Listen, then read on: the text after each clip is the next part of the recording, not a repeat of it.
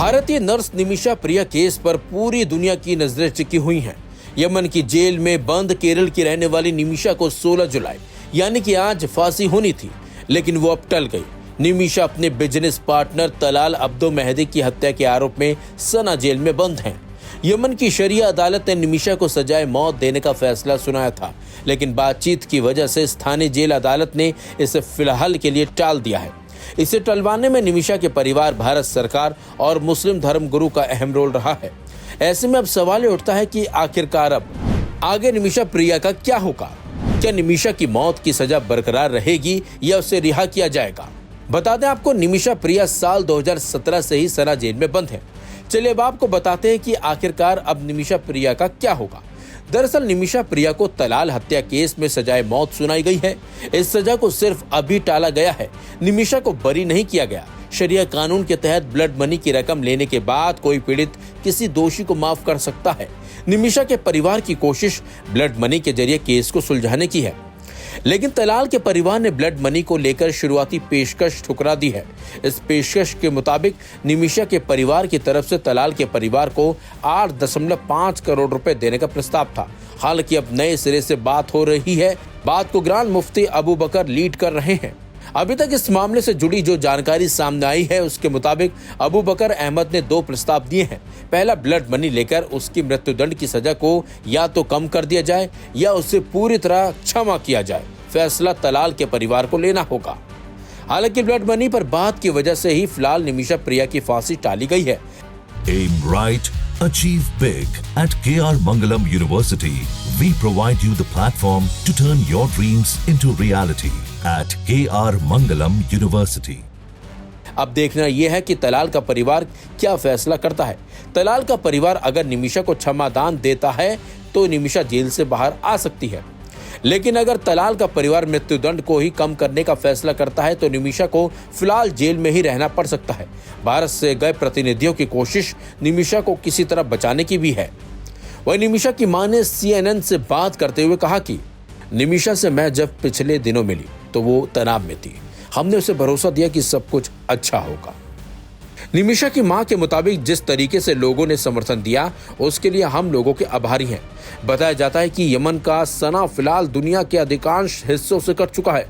उसका कम्युनिकेशन काफी कमजोर स्थिति में है। इसके बावजूद भारत के अधिकारी निमिषा को बचाने की जद्दोजहद में जुटे हुए हैं, लेकिन सब कुछ अब तलाल के परिवार के ऊपर ही टिका हुआ है। अगर वो मान गए तो निमिषा बच सकती है, लेकिन अगर वो नहीं माने तो निमिषा का बच पाना नामुमकिन सा ही होगा। हालांकि मुस्लिम धर्मगुरु यमन के संपर्क में हैं और वो लगातार कोशिश कर रहे हैं कि निमिषा को किसी भी तरह बचा लिया जाए। जो अभी गुजरा है वो उसका तो सारी तालीमात प्राइम मिनिस्टर को हमने भेज दिया है। यमन में एक कत्ल हुआ। वो कत्ल के बाद कोर्ट में जाके केस हुआ। वो केस में एक औरत का नाम है निमिषा प्रिया। वो नॉन मुस्लिम है। वो ये औरत को कत्ल करने का हुक्म हुआ है। वहाँ का उलमा से बोल दिया इस्लाम में कत्ल के बजाय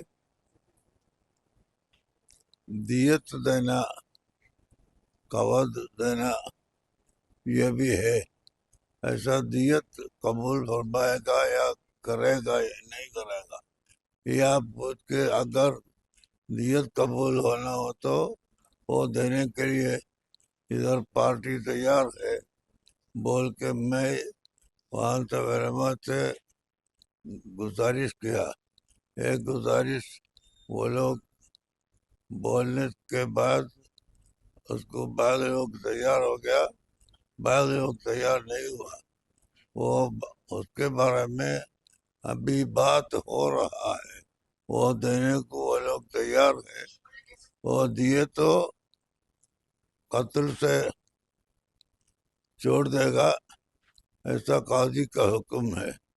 अभी उसके लिए अभी बात कर रहे हैं। खानदान से सब इसको कबूल किए तो कत्ल छोड़ देगा, अगर कबूल नहीं किए तो नहीं छोड़ेगा। अभी यहाँ तक पहुँच गया। कल कत्ल का दिन मुकर्रर किया था, वो चंद दिन के लिए ये काली, वहाँ यमन का काली चेंज किया, उसके बाद चंद दिन के लिए वो तगैर कर दिया हुक्म को। हम तो एक इंसान की हैसियत से ये करने की तलब किया, हाँ ऐसा तलब कबूल किया तो इंडिया में मुसलमान को बहुत आसान हो जाएगा। यहाँ मुसलमान हिंदू सब एक ही प्लेटफॉर्म में रहने वाला है, और रहने वालों को कुछ मशक्कत कमती होता है। ये अगर जारी रहे तो बहुत अच्छा होगा। दूसरा कुछ नहीं। It's a very good news that the execution, which was, as per the information that we were receiving, was supposed to be on 16th, but now it has been postponed. Since the news of her punishment came, the Government of India, through the Ministry of External Affairs, have been making all efforts to get her released.